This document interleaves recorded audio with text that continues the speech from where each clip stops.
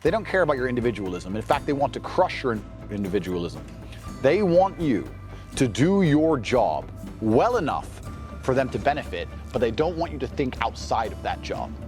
All the varying governments, and let's go a step beyond that, call me a conspiracy theorist, the varying interests which are above governments, which control, the food you eat, the money you use, who buy all the politicians. These interests, when they're combating, they make sure they take every single possible opportunity to exert power. Because if they didn't, they would lose. It's a chess game. So what I know these varying power interests are. A lot of people still think in terms of right and left politically, or they think in terms of China and America from a country perspective. It goes beyond all of that. And these are the kind of things I talk about in my private conversations inside of the war room. For the sake of this video, it doesn't matter who these powers are. It only matters that you understand they exist and you understand what is happening.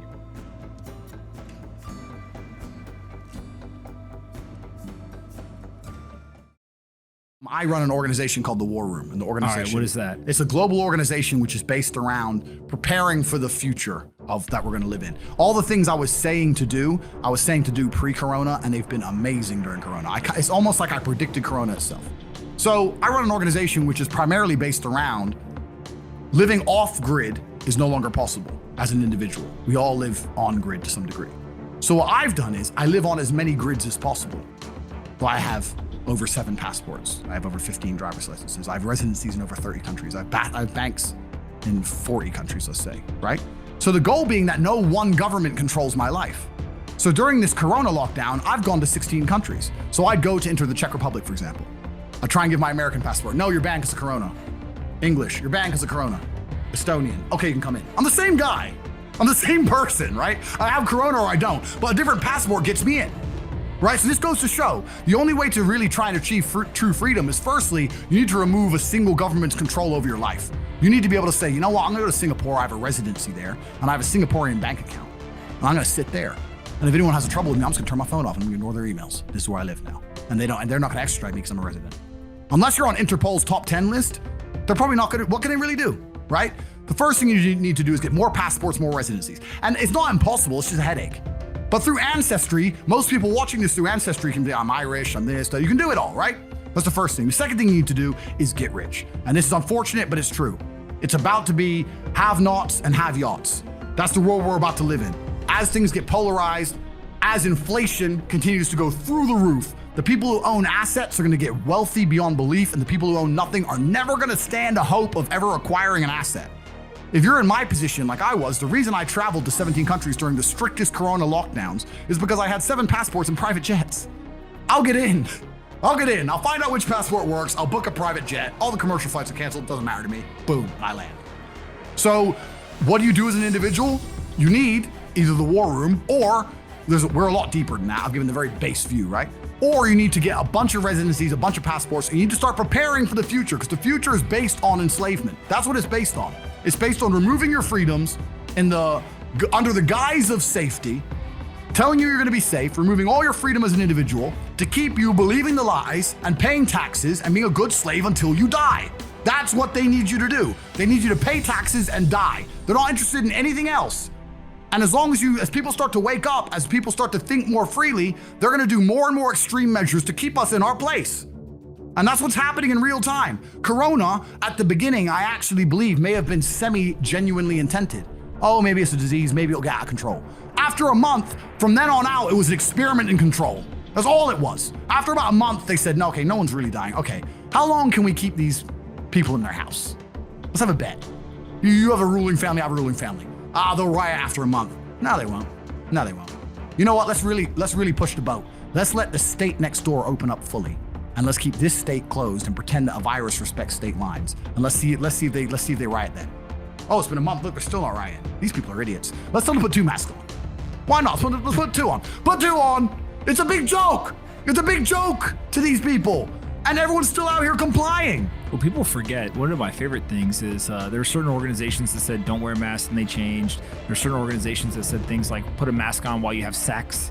Right. I mean, there's all kinds of stuff that was said that in hindsight, I think people will look at and say that doesn't make a lot of sense. But at the time, it was, what was said to people from an authoritative organization. But the reason people don't think, and I've analyzed this heavily during this Corona year, is I'm thinking, why am I thinking about all of this and finding the obvious flaws and people are not thinking? And the reason is because most people are happy to be a slave and are conditioned to slavery because they live a slave's life. I'm a free man, right?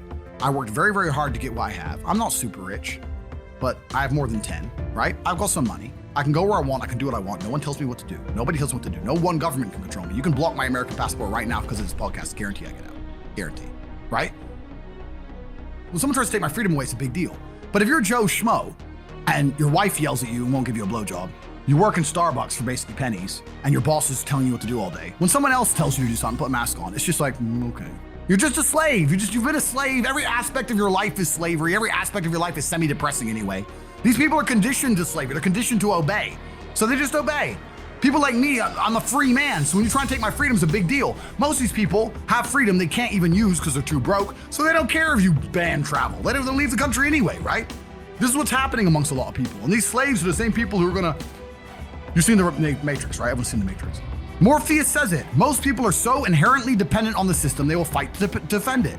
That's exactly what's happening now. You see the Karens yelling about masks. They are so dependent on the system. They will do the work for them. They will die to defend the system.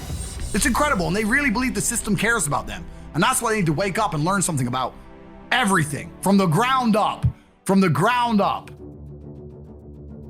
Just to go into crypto quickly. Crypto's fixed a lot of the problems I'm talking about. Crypto's amazing for a bunch of things. Even inflation. The inflation figure the government state, if you believe that, then you believe in Corona. But that's a lie, right? It's a flat out lie. Think about how much a chocolate bar was 10 years ago. Look at the price now. It's like 4 or 5 times more expensive in England. I don't know about America, but it's crazy, right? So that's one of the things it does. It helps with the inflation aspect. 2, you can actually control and own your money. You can actually have your money, right? How else are you gonna have it? In cash? And then you got to deal with the inflation. How difficult is it to move serious cash? I had to send, it's about 4 years ago, I sent $900,000 to Qatar for a completely legal reason. The backflips, the paperwork, the legal nightmare, just for a bank transfer, right? No problem with Bitcoin, no problem. So it fixes a whole bunch of problems, cryptocurrencies. It certainly does. And I think a lot of people who are forward thinking and believe the things I believe in, it's the only logical conclusion. What else are you gonna do? Trust a bank? Will you trust them? There's nothing else to do with it. I'm actually at the point where, although I do own quite a lot of property, I don't want any more. And I keep getting offered nice property deals, and Tristan's like, should we buy this? It's like, no, I don't even trust the Romanian government or the Russian government. I have property in Moscow. I don't even trust the government anymore. I don't even want a property because if I piss the government off, they're just gonna take it. I don't own it. They say you own it until you annoy the government, then you don't own it, right? So I don't even want property anymore. I'm going full crazy Mr. Blockchain now because it's the only time I feel like I have control over things. And we're losing control at such a rapid rate. I'm trying to stay ahead of the curve. People saying, oh, I'll just buy a house and it's my little house. It's not your little house. You'll see how quickly they'll take your little house from you. Look what they've done so far. They've taken your business from you. You think they want to take your little house? People are not scared enough of the right things. They're scared of Corona. They should be scared of what the government did to them in the name of Corona. That's what they should be. But people aren't logical.